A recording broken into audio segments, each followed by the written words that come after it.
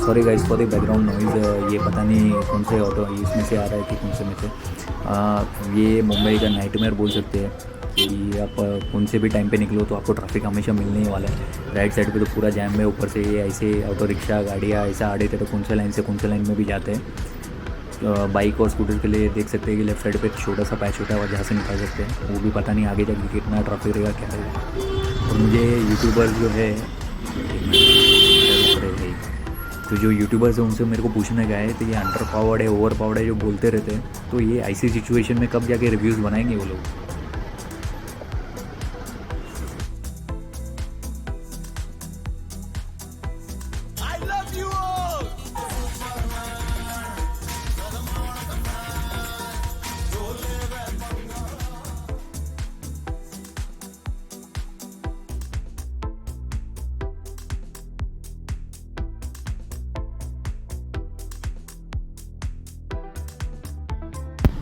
इस रोड में इतना ट्रैफिक है कि चलने के लिए भी जगह नहीं है, लेकिन फिर भी उल्टी लाइन से ये बंदा देखो स्कूटर लेके आ रहा है।